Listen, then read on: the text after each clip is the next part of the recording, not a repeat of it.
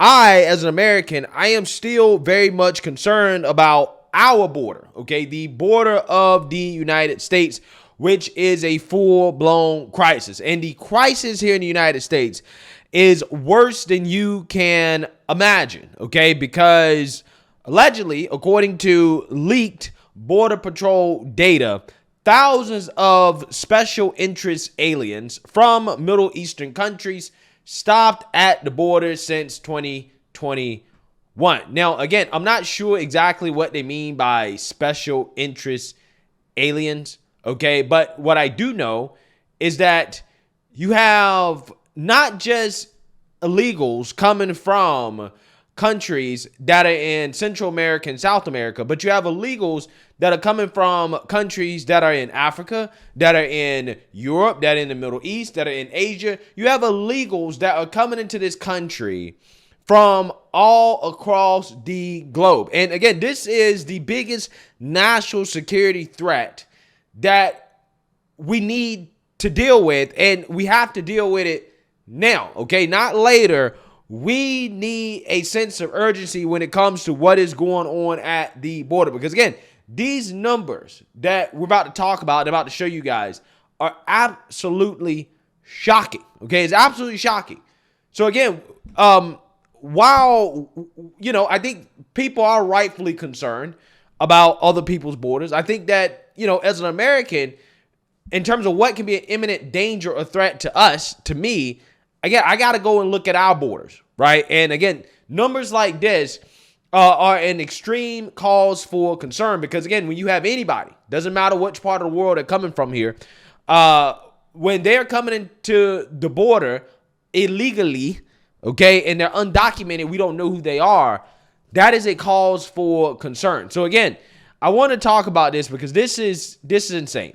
For over 2 years now, Border Patrol agents have been telling us they've got extreme concerns about who is crossing our southern border, primarily because so many agents have been pulled off the front lines to instead focus on processing. And that then leaves gaps in our border where we simply have nobody out on patrol. And this is why deportation has to be the focus, okay? We can't take all these people and say, oh, well, they're automatically asylum seekers, right? We can't do that. Again, it's being exploited, right? Clearly, the asylum excuse or reasoning for coming here is being exploited. So you have to go through the process of verifying that, hey, they're actually trying to seek asylum or that they're running away from terror or conflict in their country or whatever, right? And that takes a long, long, long time. Okay, and you have people that are clearly exploiting this, and they're being let into the country under the condition that they're monitored and that they show up to court one day and that they continue with the process. When we really don't have a good way to track them. Again, we don't really know who they are. Again, some of these people really don't know where they're coming from.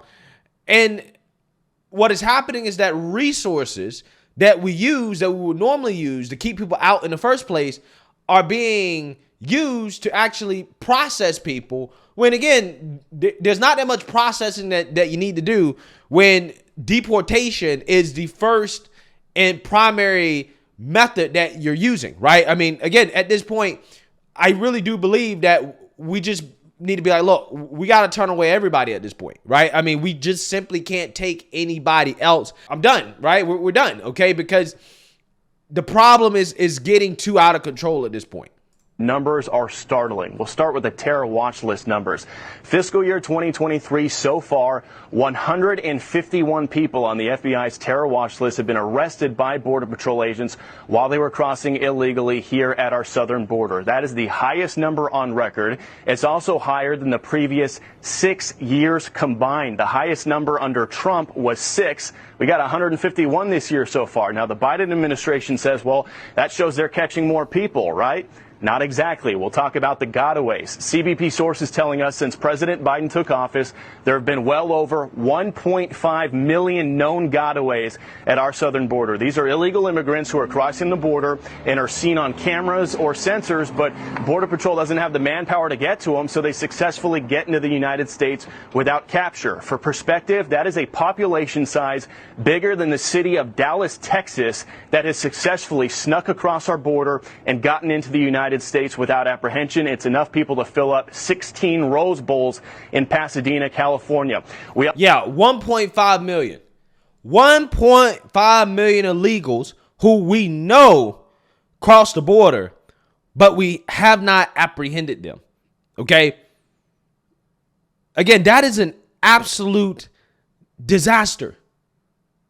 The size of a large city of illegals have crossed the border. We know they crossed, and we haven't apprehended. We have no idea who they are. We have no idea where they're at, what they're up to, what crimes they may or may not be committing. Again, this is... I'm just so frustrated because, again, we need to have just as much sense of urgency when it comes to what is happening in our country than we do when it comes to what happens in other people's countries. Because at the end of the day, we have to put Americans first, and Biden's border policy is America last. It is the biggest national security threat that we have, and is at our doorstep. And it seems like our politicians just don't give a damn. They just don't care. We also got some brand new internal CBP data leaked to us this morning from CBP sources. If we can pull this graphic up, this data showing that thousands of so-called special interest aliens have been arrested by Border Patrol while crossing at our southern border illegally over the last 2 years. These special interest countries are what the federal government determines countries or conditions that favor terrorism or could potentially pose a threat to the United States. But you can see these countries. So as you can see here, basically, again, a politically correct way of saying, well, these are, Middle Eastern countries, right? Middle Eastern countries where, you could possibly have some type of radical Islamic extremism, or extremists, enter into the country. But again, these are the numbers. This is what these are the people they're trying to actively get into the country. Again, this is not my data. I didn't make this up. This comes from the Border Patrol. How can anybody see this and think that, oh yeah, well, the border's secure, right? It's not a problem. There's no potential threat. There's no issue here. Again, it has nothing to do with any type of hate or bigotry, anything like that. It is a problem regardless of what country the illegal immigrants are coming from. But again, we have to put a special focus on some people and where they're coming from just because of the geopolitical situation. So again, when the left denies and says, "Oh no, this is not a thing. You shouldn't worry about this. This is it's just hateful and bigoted to suggest that, we need to worry about people that may be coming here that may not necessarily have favorable views of the United States." Again, this is the type of data that they need to look at. They need to look at this data. How in the world are this many people who are coming from across the globe getting into the United States, coming to the border? It's insane. Thousands from Afghanistan, more than 600 from Iran, more than 160 from Lebanon, the home of Hezbollah, more than 500 people from Syria, the home of ISIS, more than 130 from Yemen, home of the Houthi rebels. And former Border Patrol Chief Rodney Scott, who served under both President Trump and President Biden, says when Border Patrol agents encounter these people, they basically have no way of knowing who they are. Take a listen. An open border allowing anybody to come in is a national security threat. This administration keeps wanting to talk about we're vetting people coming in. That's just simply not true. We have very little information on the people across this entire globe.